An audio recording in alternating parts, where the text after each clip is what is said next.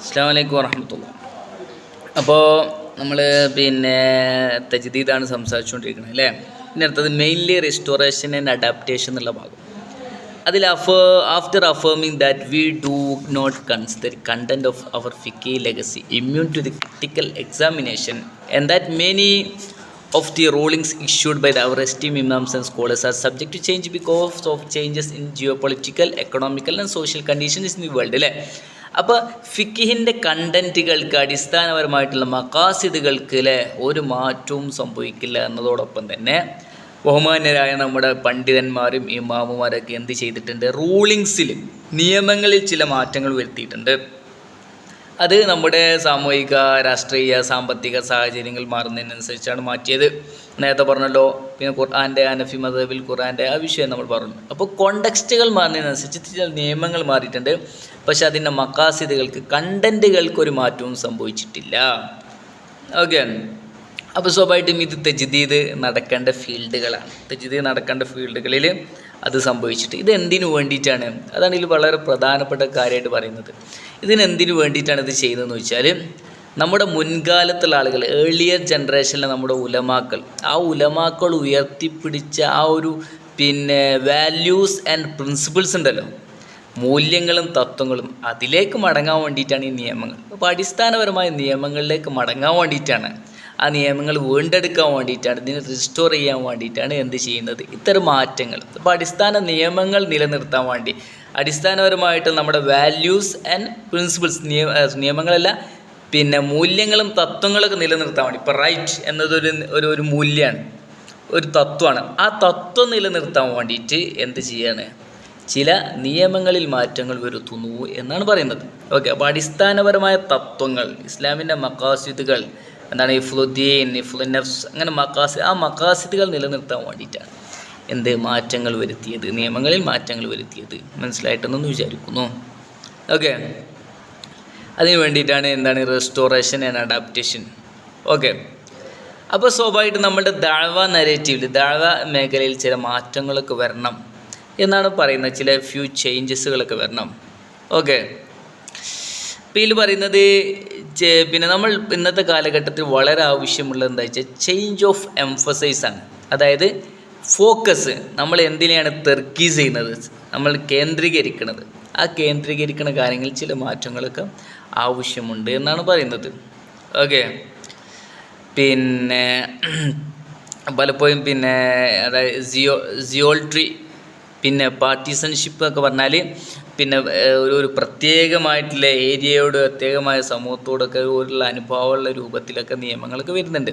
അതൊക്കെ മാറ്റണം. അതിനപ്പുറം എന്താണ് നമ്മൾ നയിക്കേണ്ടത്, എന്താണ് ഇൻ്റലക്ച്വൽ ഹോണസ്റ്റി ആൻഡ് ഒബ്ജക്റ്റിവിറ്റി അല്ലേ. എന്താണ് ബുദ്ധിപരമായിട്ടുള്ള സത്യസന്ധതയും അതോടൊപ്പം തന്നെ വസ്തുനിഷ്ഠതയുമായിരിക്കണം. അപ്പോൾ നമ്മളൊരു ഒരു കമ്മ്യൂണിറ്റിയുടെ ഭാഗമായിട്ട് നിൽക്കുന്ന സമയത്ത് ആ കമ്മ്യൂണിറ്റിയുടെ ബയാസ് നമ്മളെ ബാധിക്കാൻ പാടില്ല. മറിച്ച് നമ്മൾ അതിലെ ബുദ്ധിപരമായ സത്യസന്ധത, ഒബ്ജക്റ്റീവായിരിക്കണം, വസ്തുനിഷ്ഠമായിരിക്കണം, സത്യസന്ധമായിരിക്കണം. അതിനപ്പുറമുള്ള ഒന്നും അവിടെ ബാധിക്കാൻ പാടില്ല എന്നാണ് അവിടെ പറയുന്നത്. ഓക്കെ. അപ്പോൾ ഏതൊരു നാട്ടിലാണ് ആ നാടിനനുസരിച്ച് ആവുക എന്നതിനപ്പുറം ഒബ്ജക്റ്റീവായിരിക്കണം.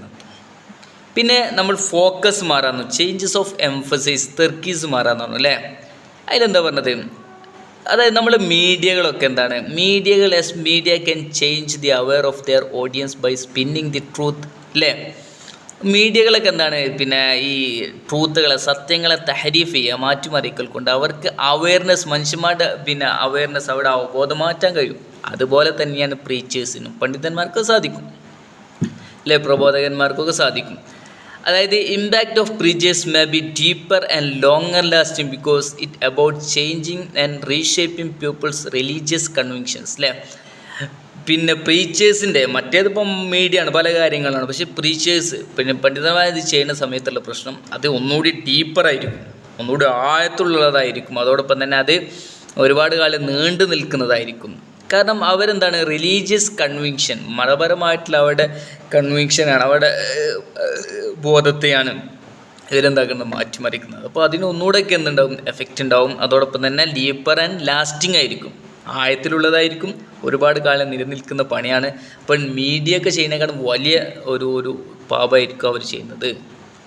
ഇപ്പോൾ പറയുകയാണെങ്കിൽ ഒരാൾ പിന്നെ ഒരു സ്റ്റോറി 100 തവണ പറയുകയാണെങ്കിൽ അപ്പം ഒരു സ്റ്റോറി 100 തവണ പറയാണ്, ആ സ്റ്റോറിയെ കൗണ്ടർ ചെയ്യാനുള്ള 50 സ്റ്റോറികളുണ്ട്. ശ്രദ്ധിക്കണേ, ഒരു സ്റ്റോറി 100 വട്ടം ഒരാൾ റിപ്പീറ്റ് ചെയ്യാണ്. ആ സ്റ്റോറിൻ്റെ തത്വത്തെ, ആ സ്റ്റോറിൻ്റെ പിന്നെ കണ്ടൻറ്റിനെ കൗണ്ടർ ചെയ്യാൻ 50 സ്റ്റോറികളുണ്ട്. പക്ഷേ ഒരു വട്ടമല്ലേ പറയാൻ പറ്റുള്ളൂ. ഇപ്പോൾ 100 സ്റ്റോറി ഉണ്ട്, ആ 100 ഒരു സ്റ്റോറി 100 വട്ടം പറയാണ്, അതിനെ കൗണ്ടർ ചെയ്യാൻ 50 സ്റ്റോറി ഉണ്ട്.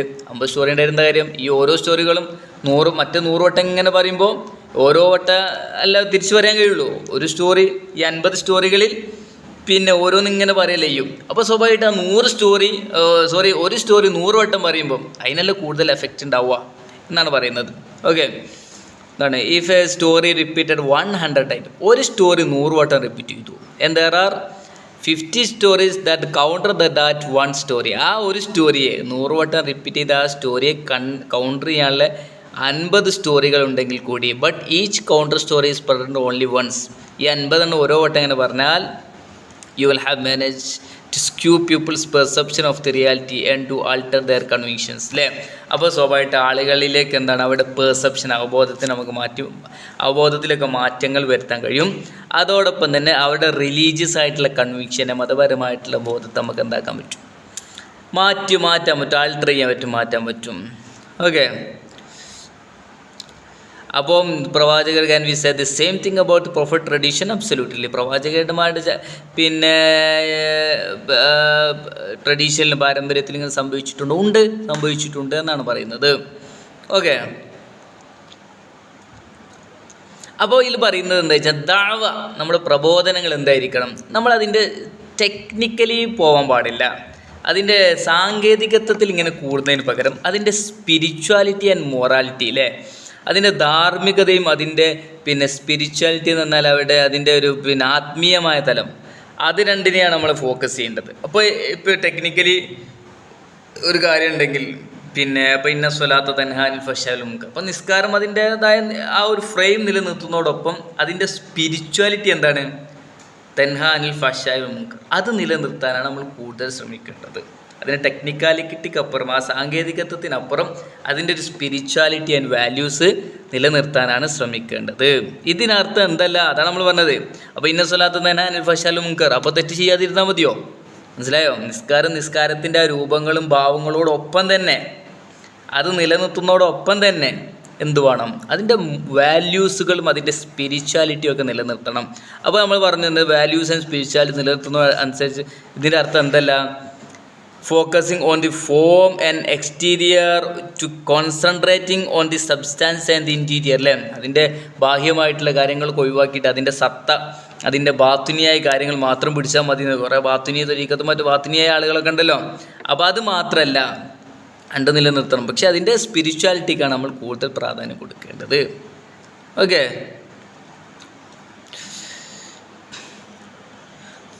അപ്പോൾ ഇതിനർത്ഥം പിന്നെ എന്തല്ല, ഇസ്ലാമിൻ്റെ ശരീഅത്തിനെ ഏതെങ്കിലും അർത്ഥത്തിൽ ഡിസ്റിഗാർഡ് ചെയ്യാണ്, ഇസ്തിഗ്ഫാഫ് ചെയ്യാനല്ല, പിന്നെ അതിനെ ലഘൂകരിക്കാൻ വേണ്ടിയിട്ടൊന്നല്ല പറയുന്നത്. ശരിയ ഫോർ ദി സുന്ന ഓഫ് അവർ ബിലോവഡ് സല്ലല്ലാഹു അലൈഹി വസല്ലം or to call for unjustifiable historic interpretation of them, അതായത് ഏതെങ്കിലും അർത്ഥത്തിൽ ഖുർആനെ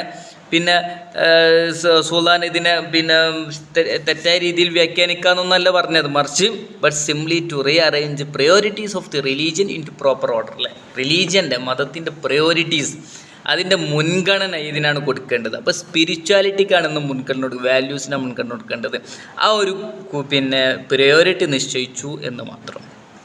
ഓക്കെ, പിന്നെ നമ്മുടെ തിയോളജിക്കൽ ലെഗസിയിലല്ലേ, നമ്മുടെ തുറാസ് അദ്ദീനിയിൽ അല്ലേ, നമ്മുടെ മതപരമായിട്ടുള്ള ഒരു പാരമ്പര്യത്തിൽ we include all the teachings and statements of our western സ്കോളേഴ്സിലെ പണ്ഡിതന്മാരുടെ ടീച്ചിങ്സും അവരുടെ സ്റ്റേറ്റ്മെൻറ്റൊക്കെ നമ്മൾ ഉൾക്കൊള്ളിച്ചിട്ടുണ്ട് അല്ലേ, ഇമാമുമാരുടെ ഒക്കെ ഉൾക്കൊള്ളിച്ചിട്ടുണ്ട്. പക്ഷേ ഇതെന്താക്കാൻ പറ്റും, it is so vast that one who wants to manipulate it will have to enough material to do so അല്ലേ. ഒരാൾക്ക് ഇതിനെ മാനിപ്പുലേറ്റ് ചെയ്യാൻ, അതിനെ വക്രീകരിക്കാൻ ഒരാൾ ശ്രമിക്കുകയാണെങ്കിൽ അവൻക്ക് അതിനനുസരിച്ചുള്ള എല്ലാ സംഭവങ്ങളും ദീനിലുണ്ട്. ഒരുപാട് പണ്ഡിതന്മാരുടെ അഭിപ്രായങ്ങൾ മറ്റൊക്കെ ഉണ്ടല്ലോ. ഒരാൾ പിന്നെ ദുർവ്യാഖ്യാനം ചെയ്യാൻ നിൽക്കുകയാണെങ്കിൽ, വക്രീകരിക്കാൻ ചെയ്യാൻ നിൽക്കുകയാണെങ്കിൽ അവനക്ക് അതിനുള്ള മെറ്റീരിയൽസ് ഒക്കെ ഉണ്ട്. ഇപ്പോൾ ഉദാഹരണം അഹമ്മദ് ബിൻ ഹംബൽ റളിയല്ലാഹുവിനെ പിന്നെ preachers can give audience 2 contrasting പിന്നെ പോർട്രേറ്റ്സ് ഓഫ് 1 സ്കോളർ. ഒരു പണ്ഡിതൻ്റെ പിന്നെ വ്യത്യസ്തമായിട്ട് കോൺട്രാസ്റ്റിംഗ് ആയല്ല 2 വൈരുദ്ധ്യം വരുന്ന സാധനങ്ങൾ എന്താണ് 2 ആളുകൾക്ക് സ്വീകരിക്കാം. ഒരു പണ്ഡിതൻ്റെ തന്നെ പിന്നെ ഒരാൾ ഇങ്ങനെ പറഞ്ഞിരിക്കുന്ന ഒരേ പണ്ഡിതനെ കുറിച്ച് 2 ആളുകൾ, ഒരാൾ പറയുന്നു അദ്ദേഹം ഇങ്ങനെ പറയുന്നു, മറ്റൊരാൾ ഇങ്ങനെ പറയുന്നു എന്ന് പറഞ്ഞ് കോൺട്രാസ്റ്റിംഗ് ആയിട്ടുള്ളല്ലേ പിന്നെ പിന്നെ പിന്നെ വൈരുദ്ധ്യം വരുന്ന കാര്യങ്ങളൊക്കെ അവർക്ക് പറയാം. ഓക്കെ, അപ്പോൾ അത്രയും സാധനങ്ങൾ നമ്മളെ കയ്യിലുണ്ട്. 2 ആളുകളും പിന്നെ എടുക്കുന്നത് ഇമാമിൻ്റെ സ്റ്റേറ്റ്മെൻറ്റുകളാണ്. ആ സ്റ്റേറ്റ്മെൻറ്റുകൾ എടുത്തു തന്നെ 2 ആൾ കോൺട്രാസ്റ്റിംഗ് ആയിട്ടുള്ള 2 അഭിപ്രായങ്ങൾ പറയാനുള്ള സംഭവങ്ങൾ നമ്മളെ മതത്തിലുണ്ട്. അപ്പോൾ അതിൻ്റെ സ്പിരിച്വാലിറ്റി നിലനിർത്തണം എന്ന് പറയാൻ വേണ്ടിയിട്ടാണ് ഇത് പറഞ്ഞത്. ഓക്കെ, അപ്പോൾ സ്വാഭാവികമായിട്ടും പിന്നെ ഇമാമിൻ്റെ ഒക്കെ അഭിപ്രായം എന്താണ്? നമ്മളുടെ ഹദീസിൽ കാണിക്കുന്ന ഭയങ്കരമായിട്ടുള്ള സൂക്ഷ്മത ഉണ്ടല്ലോ, ആ അതായത് ഹദീസ് മഅസൂമായിരിക്കെ തന്നെ പിന്നെ ഇത് മുമ്പ് വന്നതാണോ, മൻസൂഖാണോ, മൻസൂഖല്ലേ, മുമ്പ് വന്നതാണോ, ശേഷം വന്നതാണോ, ഇത് ഇതിനോട് ഇതാക്കിയോ, അങ്ങനെ മുഴുവൻ നമ്മൾ ചെക്ക് ചെയ്യുന്നത് പോലെ ഇവരുടെ സാധനങ്ങൾ നമ്മൾ ചെക്ക് ചെയ്യേണ്ടതുണ്ട് എന്നാണ് പറയുന്നത്. ഓക്കെ, എന്നിട്ട് ഏറ്റവും കൂടുതൽ പിന്നെ ഏറ്റവും മോസ്റ്റ് സ്യൂട്ടബിളായ സാധനമാണ് എന്നിട്ട് നമ്മൾ സ്വീകരിക്കേണ്ടത്. അപ്പോൾ ഇവരുടെയും അഭിപ്രായങ്ങളെ നമ്മൾ എന്ത് ചെയ്യണം? ആ അർത്ഥത്തിൽ ഹദീസുകളൊക്കെ നിർദ്ധാരണം ചെയ്യുന്നത് പോലെ ഇതും അങ്ങനെ ചെയ്തിട്ട് അക്സർ മുലാഹമായ കാര്യങ്ങൾ, മോസ്റ്റ് സ്യൂട്ടബിളായ കാര്യങ്ങളാണ് നമ്മൾ സ്വീകരിക്കേണ്ടത് എന്നാണ് ഇതിൽ നമ്മൾ പറയുന്നത്. ഓക്കെ,